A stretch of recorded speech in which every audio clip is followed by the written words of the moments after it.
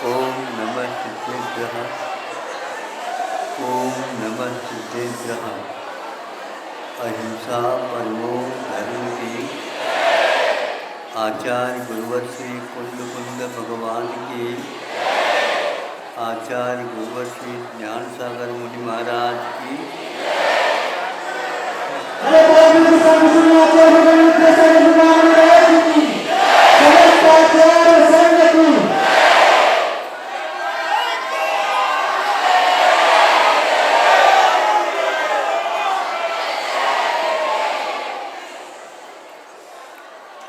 यहाँ इस गांव की गलियाँ बहुत सक्रिय है, इसलिए आप लोग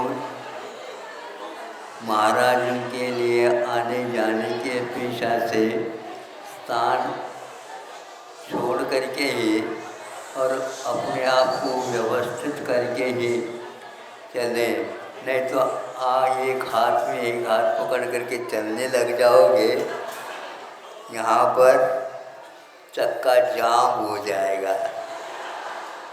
इसलिए शांति के साथ आप लोग सब दर्शन करेंगे, एक पंक्तिबद्ध खड़े हो करके, तो इससे सब लोग लाभान्वित होंगे, क्योंकि उस समय सब लोग प्राय करके भूल जाते हैं हम कहाँ आए।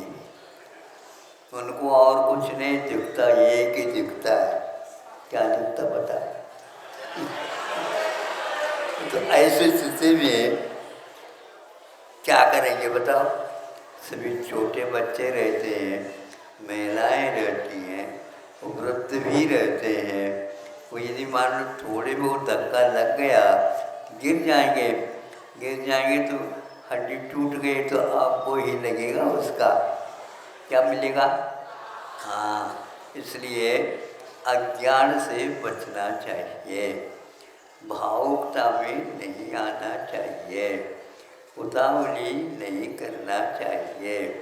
ये सारे गुण धर्मात्मा के पास रहते हैं और रहना चाहिए।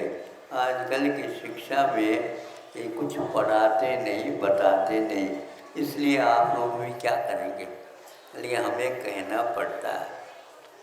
अब देखो, ऐसे ही वातावरण था, एक अतिथि रूप में थे और एक के यहाँ वह चले जा रहे हैं, मेहमान जिसको बोलते हैं। अब मेहमान की परीक्षा करने के लिए, अथवा हमारे यहाँ भी इस प्रकार की गतिविधियाँ चलती हैं धार्मिक, ये भी थोड़ा सा बताने के लिए उन्होंने हाँ आइए कहा, आंगन में वो आ गए और उनके लिए पैर धोने के लिए एक लोटा, छोटा सा लोटा या यूँ कह दो लुटिया भर करके दे दिया, पैर धो लीजिए। उससे पहले जब आंगन में वो आ गए, उसमें थोड़े से कीचड़ जैसा था,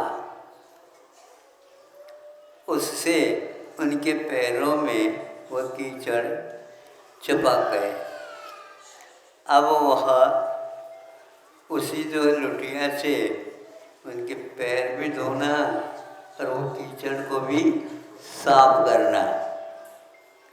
तो उन्होंने क्या कर दिया मेहमान जी, वो भी बहुत चतुर थे, ये हमारी परीक्षा लेना चाह रहे हैं, हम परीक्षा में उत्तीर्ण तो होंगे, लेकिन आगे के लिए इनको पहचान हो जाएगा कि एक से एक लोग हुआ करते हैं।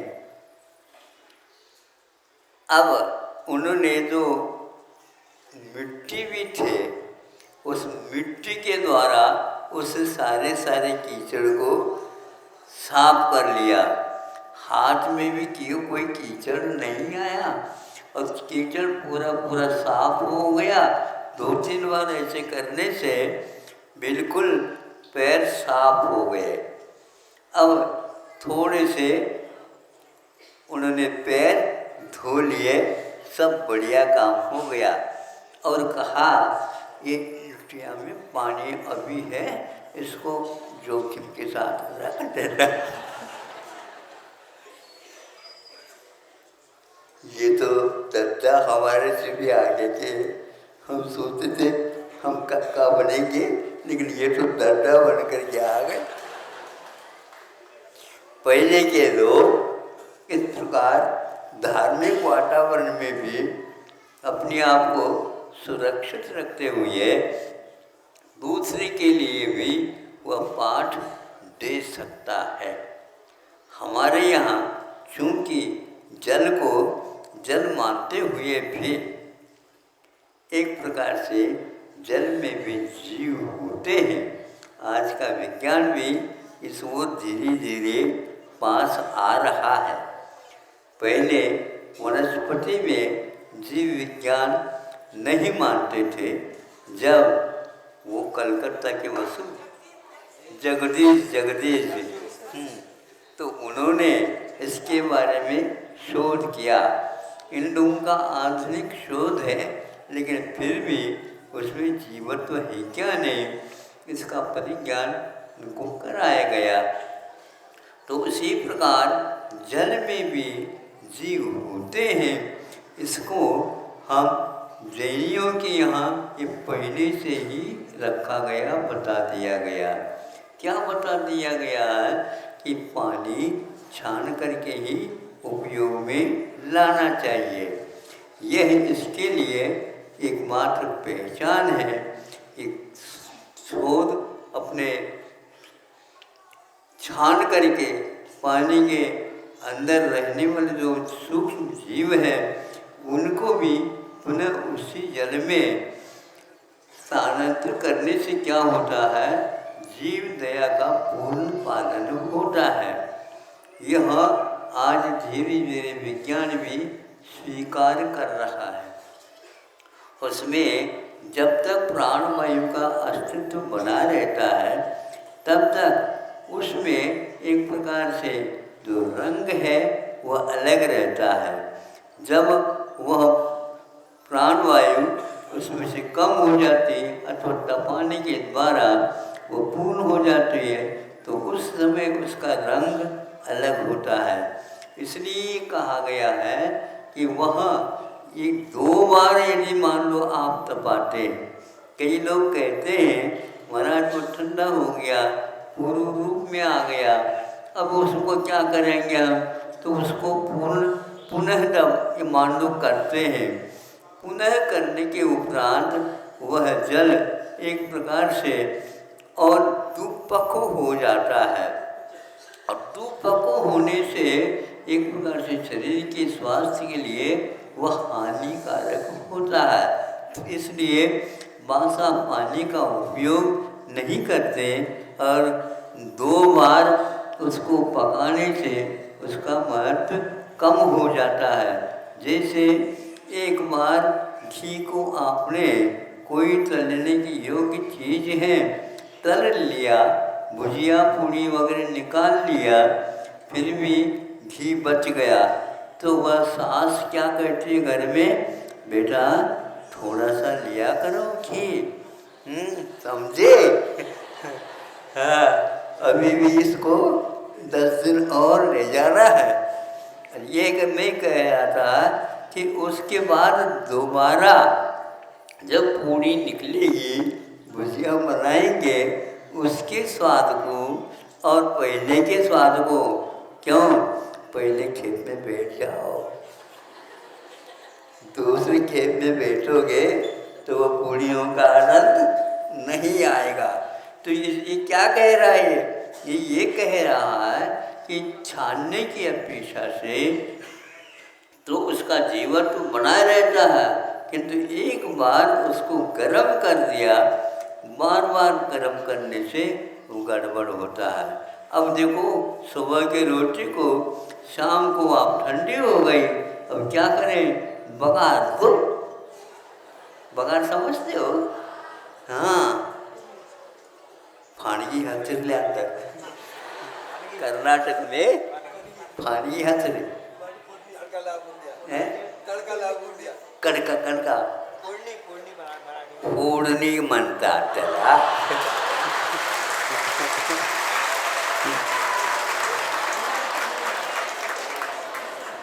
समझ में आ गया? ऐसा ही धार्मिक विषय समझना चाहिए. तो पहले के लोग इससे बहुत अवगत रहते थे, बच्चों को भी सिखाते थे. उसके स्वाद में भी अंतर आता है. इसी प्रकार जल का स्वाद भी होता है तो उसमें भी अंतर आ जाता है. इसके कारण आज वर्तमान में जल को तो उपयोग में लाते हैं, छानने की पद्धति समाप्त हो गई. दूसरा, उसको गर्म करने की जो पद्धति रहती थी वह विषाक्त न हो, ज़्यादा उसको तपाने से और उबालने से, बार बार उबालने से उसमें जो सत्व है, जो हानिकारक तत्व उसमें आ जाते हैं और वह प्राण को जो स्फूर्ति देने वाले तत्व हैं वो नष्ट हो जाते हैं. इसलिए उस प्रकार के जल को अपने यहाँ निषिद्ध कहा है. दूसरे के काम में आप ले सकते हैं किंतु उसका पुनः पुनः यदि करते हैं तो ठीक नहीं. तो बहुत लोगों के यहाँ जो शाम को इस प्रकार करते हैं अथवा शाम के जो है सुबह तक रखते हैं तो उसके लिए दूसरे स्वाद लाने के लिए या स्वादिष्ट बनाने के लिए वह इस प्रकार उपयोग करते हैं, वह स्वास्थ्य के लिए हानिकारक है. अपने यहाँ इसको पहले से ही निषिद्ध किया गया है. इसलिए आहार ही औषध होता है और आहार प्राणों को बनाने के लिए, समृद्ध करने के लिए कारण होता है. प्राणों के रूप में परिणत होने की क्षमता अन्न के पास, भोजन के पास रहती है, लेकिन उसमें जो सत्व है वो यदि चला जाता है अग्नि इत्यादि के माध्यम से तो वह गड़बड़ होता है. अब देखो एक उदाहरण देता हूँ. एक चूर्ण होता है और एक फाके होता है. एक आटा के रूप में पिष्टी होती है और एक जो है चूर्ण होता है. तो ये दोनों एक प्रकार से भिन्न भिन्न संस्कारों को लेकर के औषध के निर्माण के क्षेत्र में काम में आते हैं. दूसरा तीसरा कौन सा आता है? काढ़ा. काढ़ा मानते त्याला. काढ़ा का अर्थ क्या होता है? वह एक प्रकार से पानी में बनता है और उबाल देते हैं तो वह काढ़ा हो जाता है. किसी को खांसी हो जाए इत्यादि हो जाए तो अब पानी का स्वरूप बदलता जा रहा है. जब काढ़े से हम आगे बढ़ते हैं तो वह बनता है क्वाथ. तो वहाँ एक प्रकार से एक गिलास से मान लो आधा गिलास रह जाता है अथवा चाराना भर रह जाता है. ये है क्वाथ कहलाता है. इसके पीने से खांसी आदि तो दूर हो सकते हैं लेकिन पानी की प्यास वह बुझती नहीं है. इसलिए जल में भी इस प्रकार के तत्व रहते हैं जो हमारे लिए पौष्टिक होते हैं और आरोग्यप्रद भी रहते हैं. तो औषधि के लिए क्वाथ तो बताया लेकिन पीने के लिए वह औषधि के रूप में लियो, उसको किसी प्रकार से जल के रूप में मत लो. इसीलिए बच्चों को भी कह देना चाहिए आज का जो जल आता है जो शीशी में बोतल में भर भर करके आता है उसमें अनेक प्रकार के तत्व है. कोई तत्व वगैरह रहते नहीं लेकिन वह तत्व एक प्रकार से हमारे शरीर के लिए लाभप्रद है अथवा हानि नहीं करते हैं. ये यदि ज्ञान नहीं है तो बस पानी तो अच्छा जो प्रवाहित होता है उसको पीते हैं लेकिन बोतल का अब बोतल उसके बिना आज चैन नहीं. लेकिन हमारा कहना है कि धीरे धीरे लोग के लिए कारण होते जा रहे हैं. ये हमारा अविवेक है अथवा विदेशी शिक्षा का फल है. विदेशी शिक्षा में यही होता है, वह कब छाना छाना क्या नहीं, ये कोई भी ज्ञान नहीं रहता। उसमें जीव रहते हैं, उसको छानते नहीं है तो हमारे लिए सीधे पीते हैं तो निश्चित रूप से हानिकारक होते हैं। पेट में योनि स्थान बनने में देर नहीं लगता। पेट में यद्यपि जठराग्नि रहती है, फिर भी हम उसको सुरक्षित रखेंगे तो ये काम में आता है। पेट में जाने के उपरांत जो आपने भोजन किया है उसमें क्या होता है कि सचित यानी जिसके जीवत्व है उसका यदि सम्मिश्रण होता है तो वहाँ पर जीवों की भी उत्पत्ति हो जाती है। इसलिए द्विदल का विधान किया गया है। द्विदल दाल ले लो तो कोई बाधा नहीं है, लेकिन दाल को यदि हम मठा है या दही है इसके साथ लेते हैं तो भीतर जा कर के वह जीवों की उत्पत्ति में कारण हो जाता है। अपने यहाँ घी तो अभक्ष नहीं कहा, लेकिन मक्खन को नवनीत को अभक्ष क्यों कहा? क्योंकि उसमें अंतर्मुहूर्त के उपरांत निश्चित रूप से लठ जो द्वेंद्रिय आदि जीव हैं उनकी उत्पत्ति हो जाती है। उसको चीज़ें हम ले लेंगे तो जीव सहित होने से रोग होने की संभावना रहती है। संभावना के पक्षी बात है, वो हो ही जाते हैं। उसको दूर करने के लिए अपने पास कोई औषध नहीं है, अपने पास और कोई रास्ता नहीं है। इसलिए आप लोग जीव विज्ञान के बारे में भी थोड़ी जानकारी लिया करो। केवल दवाई लेने से कुछ नहीं होता, किंतु उससे क्या हो रहा, क्या हानि हो रही है, क्या लाभ मिल रहा है, ये ज्ञान सामान्य विज्ञान में हमें दिया जाता था। आज तो आप लोग विशेष विज्ञान को धारण करते हैं, इसलिए आज ये बताया नहीं जाता है। इतना ही पर्याप्त समझता हूँ। उस मेहमान की यह चतुरता थी, कुशलता थी, विवेक था। उन्होंने पानी बचा करके उनको बता दिया हमारे यहाँ आपसे भी बहुत लंबी चौड़ी क्रियाएं गतिविधियाँ होती हैं और हम अपने बच्चों को हमेशा हमेशा इसका लाभ दिलाते रहते हैं।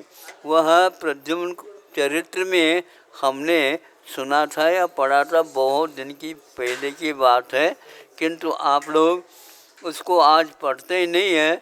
उपन्यास की आज हवा चल रही है। उपन्यास में ये बातें नहीं आती, किंतु पुराण ग्रंथों में, जीवन चरित्र में और शुद्ध इतिहास के लेखन में ये सब बातें समाहित होती हैं। इसलिए जीव विज्ञान के बारे में जल को भी हमें छान करके पी लेना चाहिए। ये एक थोड़ा छोटा सा वक्तव्य आपके सामने रखा गया। अहिंसा परमो धर्म।